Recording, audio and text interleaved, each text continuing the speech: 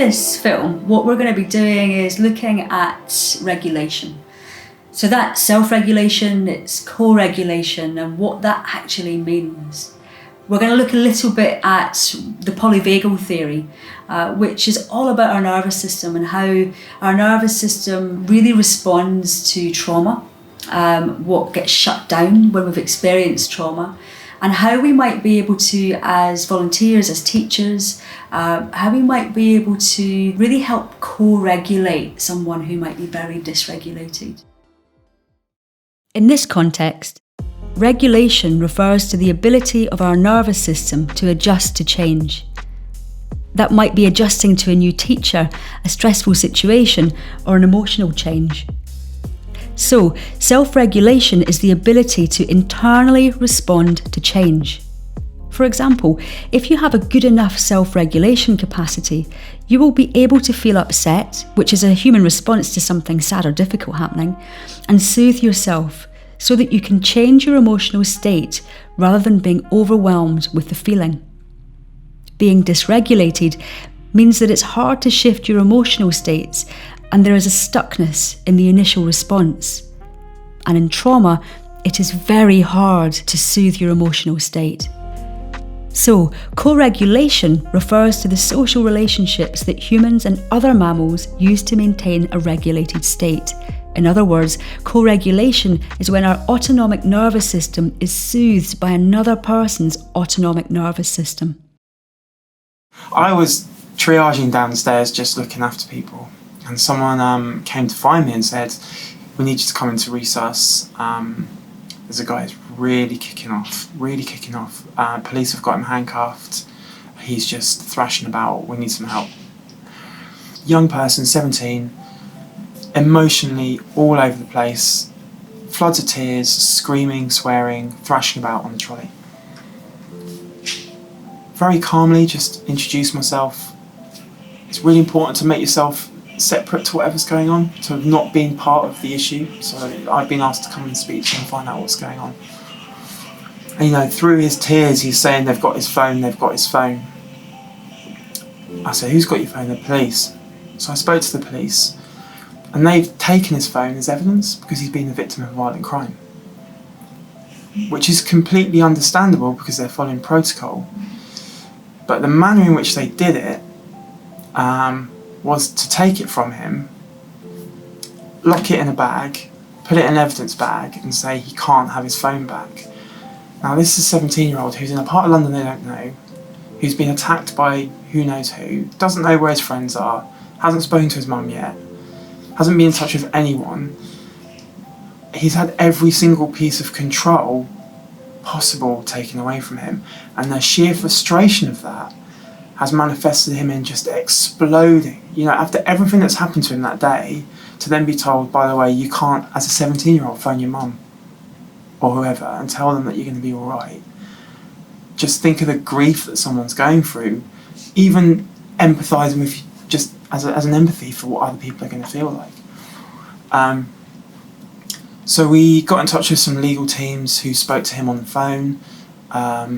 He couldn't get his phone back, but the lawyer was able over the phone to explain very rationally to him why that wasn't possible, but the compromise was there. You can't have your phone, but they can take any phone numbers off your phone you need. So we were able to get phone numbers off, give him one of our phones, and he could then make the phone calls he needed to let people know that he was in hospital and safe. Now, as quickly as that young person exploded, the minute you provide a solution that's causing them that grief, that behaviour drops off the planet. If we look at this from a neuroscience perspective, lots of really interesting things are happening in this interaction. The autonomic nervous system is the biobehavioural platform that all humans share. Its purpose is to ensure that we survive in moments of danger and thrive in times of safety. To survive, we must be able to detect threat and react in ways that allow us to live. We need to have the ability to activate this when we need to. Thriving demands the opposite. This is when we can turn off our survival response when we don't need it and switch to a social engagement mode. where we're more able to feel safe and connected to those around us, including other people, ourselves, and the environment that we live in. Without the ability for flexibility, moving between survive and thrive, we suffer. Trauma impacts the human capacity to regulate the nervous system and to flexibly access the thrive part of the human system.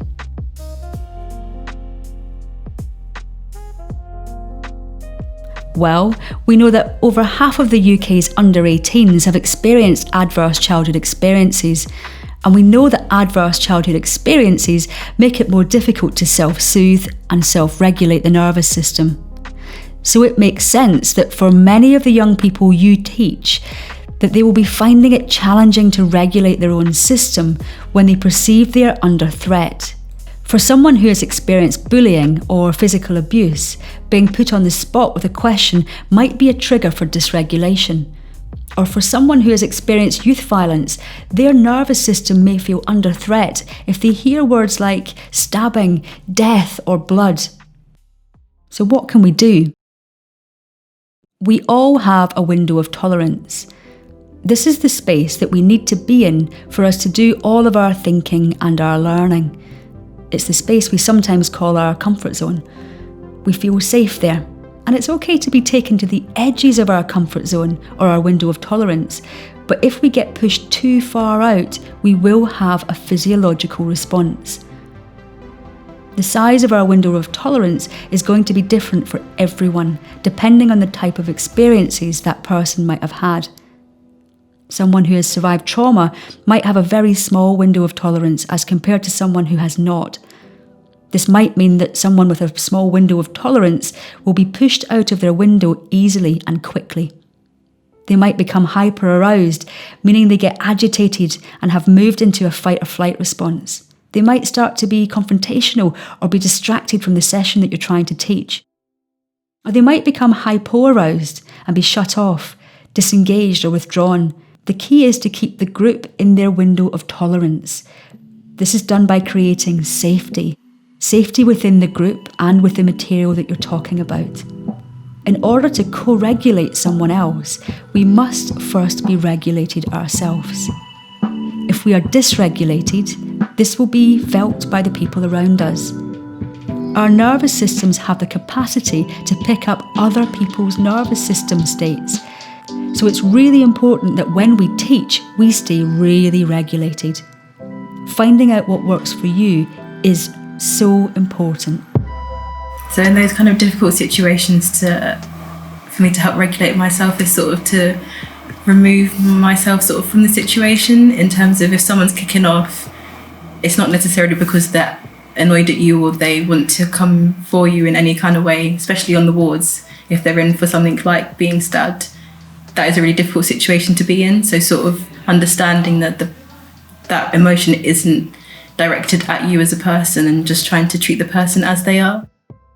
I think it's in every challenging situation that I faced in my life, whether that's family, whether that's work, whether that's street doctors, I've learned to cope in different ways. One of them is to try and be as calm as possible. Try and be the calmest person in that room often helps difficult situations. I had a scenario where I had a young person who was upset in a session. So I was teaching a session of another volunteer, and at one point when we were talking about a safe place to stab someone, a young person in the room got quite upset and rapidly left. They stood up and walked out. They didn't let anyone know why they were leaving. They just stood up and walked out. The delivery partner didn't follow them out. The delivery partner just said it will be fine. When the session came to a break, I went out and just to check on that young person, see if he was okay. He was stood outside by himself, leaning on some railings. So I went up to him and I asked if I could speak to him, and I just asked quite open questions. I was like, do you mind telling me sort of what's going through your head right now? What happened? He said to me that he had been stabbed. He'd been a victim of violence. So he was actively scared about being outside at certain times, being in certain areas, and the talking about it in a session sort of brought those memories up for him. And that was what sort of got him upset and caused himself to remove himself from the session. Depending on how safe we feel, our physiological state transforms everything inside of us. So things taste different, things sound and smell different, and the feelings that we have about the same person when we are safe change when we are threatened. Let's look at this in the form of a ladder. The top of the ladder and the bottom of the ladder are both within the parasympathetic branch of the nervous system, which are connected by the vagus nerve.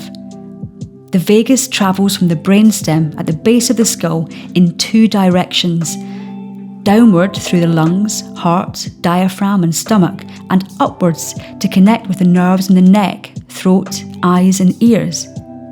The vagus is divided into two parts: the ventral vagal pathway and the dorsal vagal pathway. At the top of the ladder is our ventral vagal pathway. This is our newest animal state. It allows us to feel engaged, connected to others and our environment, and responds to cues of safety. This affects our heart rate, slowing it down to a relaxed pace, and our digestion is stimulated. Our facial muscles are activated. We display a range of emotions on our face. We have increased vocal prosody. We make eye contact with other people. Our middle ear muscles turn on, and we hear mid-range sounds, which is where the human voice is heard. We feel safe. At the other side of the vagus is the dorsal vagal pathway. This is our oldest response in terms of evolutionary timeline, and it is activated when there is a perceived threat to life. The autonomic nervous system thinks it's going to die, and we can appear to have flat facial expressions, feelings of numbness, monotone voice, and be exhausted and checked out. The other branch of the nervous system is, of course, our sympathetic response, and this is our second oldest evolutionary state. When we are activated here, we are sensing danger. Our heart speeds up, our pain tolerance goes up. The middle ear muscles shut down, so now we can only really attune to extreme low or high noises. And this is because we are trying to find predator noises or screams of pain. This is our fight or flight response zone.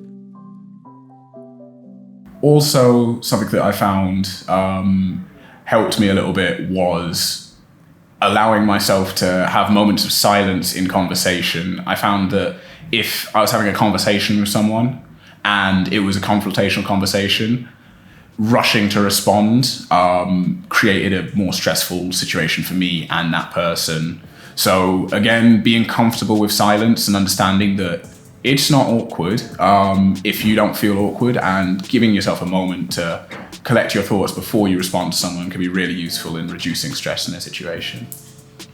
You know, whether I'm mad with my sister or, you know, the train was late, I'm now here in this room and I'm going to be here and I'm going to be present and give what I can to these young people.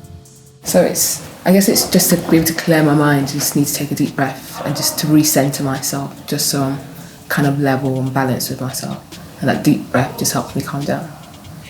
At King's, not just in the trauma wards, but any wards, when a patient does get a bit angry or a bit more aggressive, is they just sort of let them be for a minute, rather than trying to go in straight away and calm the situation down, which can make things worse.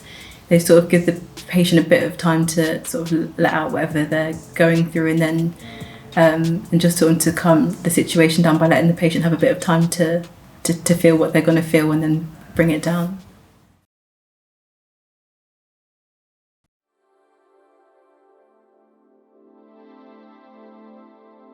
The first thing we need to do is create safety. This is essential for any street doctor's session. This means creating a contract at the start of a session about how you're going to work together. The setup is so important, or else everything you're teaching won't be retained. To learn, we need to be in our window of tolerance. Choice. Part of creating safety is to let children and young people know that they can leave if things are getting too much for them, or they can speak to a youth worker or a teacher if they need a break. Be regulated yourself. If you are regulated, you are in your own window of tolerance and your own system will feel safe. If you feel safe, other people pick up on this and they start to feel safe around you. If you are dysregulated, they'll pick up on this too. Breathe slowly. This will need you to notice how you breathe. Your breath is your remote control to your nervous system. If you're breathing slowly with nice long out breaths, the chances are those around you will pick up on this and they will start to do the same. Consider starting a session with a group, filling their lungs and breathing out longer than they breathed in a few times. Speak with smiles, eye contact and voice prosody. Think about how a mother might regulate a child and use a toned down version of this. Remember, the nervous system is picking up on all the cues of danger or safety. The more safe you can sound, the more safe they will feel. Before you start your session, listen to mid-frequency music. Some 70s disco music or even Disney will do it. Where possible, work, learn, live in environments that feel regulating to you. Know what makes you feel safe and regulated and do it before a session. You need to exercise your own social engagement system through self-care.